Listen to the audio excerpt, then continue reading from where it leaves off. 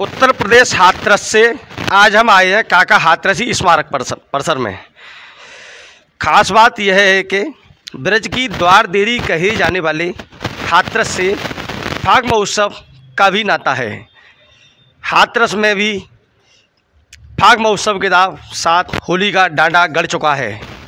वहीं खास बात यह है कि देश विदेशों तक हास्य के जरिए हंसी के रसगुल्ले फोड़ने वाले काका हाथरसी का विवाह भी बसंत पंचमी को ही हुआ था। जिनका विवाह बसंत पंचमी के दिन रतन देवी से हुआ था। यदि आपको हमारी तिथि के बारे में काका हाथरसी जी के पौत्र अशोक गर्ग जी जो कि अमेरिका में रहते हैं, अब आप सभी की उनसे कराते हैं सीधी बात कि किस तिथि में हुआ था विवाह।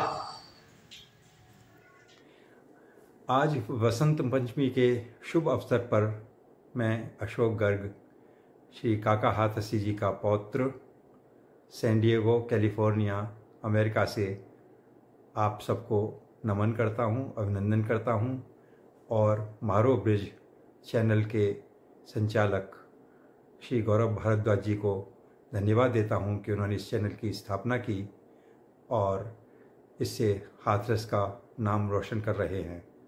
मेरी शुभकामना है कि यह चैनल फले फूले। एक बड़े ही संयोग की बात है कि आज ही के दिन बसंत पंचमी के दिन काका जी का विवाह हुआ था। जैसा परिवार के लोगों से मैंने सुना कि विवाह बड़े उल्लास के साथ मनाया गया था, खूब हंसी खुशी और खाना पीना जैसा होता है उस तरह से खूब आनंद आया और बड़ा ही सब लोगों ने रस लिया।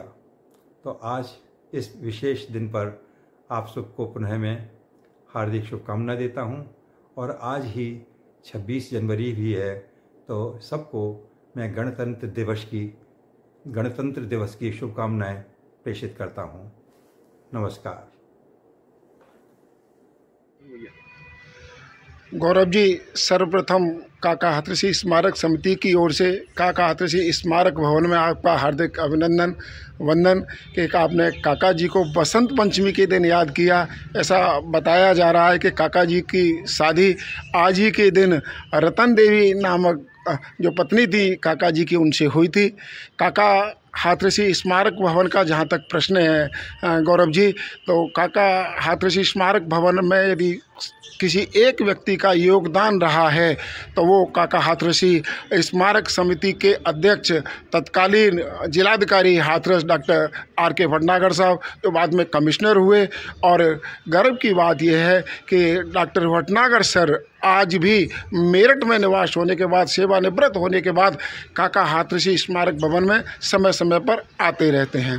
जहाँ तक काका हाथरसी जी का प्रश्न है तो निश्चित रूप से मैं तो ये कहूँगा कि काका हाथरसी कोई अवतार थे, कोई चमत्कार थे।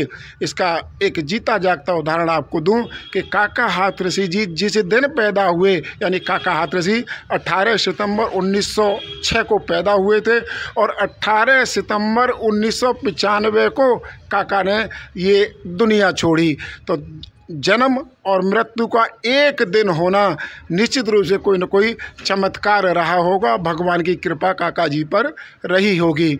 आप अभी पूछ रहे थे कि काका जी का नाम तो प्रभुलाल गर्ग है, लेकिन इनको काका क्यों कहा जाता है? तो इस संदर्भ में आपको अवगत करा दूं कि ऐसा बताया जाता है कि काका हाथरसी बहुत अच्छा नाटक में किरदार करते थे। तो एक नाटक में काका जी ने काका का रोल किया था जब वो प्रभुलाल गर्ग थे, लेकिन काका का रोल जन जन को इतना भाया कि आम जन काका जी के नाम से प्रभुलाल गर्ग जी को पुकारने लगे और प्रभुलाल गर्ग काका हाथरसी के नाम से जाने लगे और जिनकी वजह से हाथरस को भी दुनिया में पहचान मिली। काका जी का जहाँ तक प्रश्न, काका जी के पिता श्री शिवलाल गर्ग जी थे और इनकी माता श्रीमती बर्फी देवी थी। और काका जी के बारे में एक और आपके संज्ञान में ला दूं, काका हाथरसी ने ऐसा कहा था कि मेरी मृत्यु हो, मेरा जब शव यात्रा हो, वो ऊंट गाड़ी पर निकलनी चाहिए और शमशान में या घर पे कोई रोए नहीं, शमशान में भी हास्य कवि सम्मेलन होना चाहिए।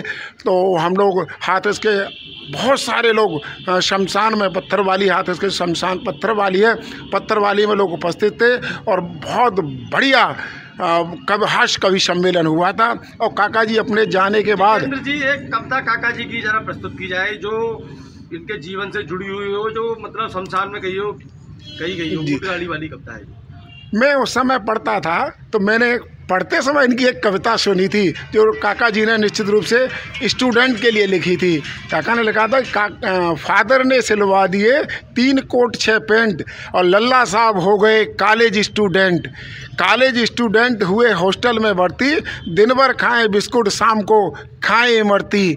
ऐसे ये विद्यार्थी दिन भर खेलें खेल और फर्स्ट ईयर में भी हो रहे 4 साल तक फेल। काका स्टूडेंट के ऊपर लिखी गई एक कविता थी जो कि सराही गई। और ऐसी बहुत सारी कविताएं थी जिन कविताओं ने काका जी को 1985 में पद्म श्री अवार्ड दिलवाया। यदि आपको हमारा वीडियो पसंद आए तो लाइक व सब्सक्राइब अवश्य करें।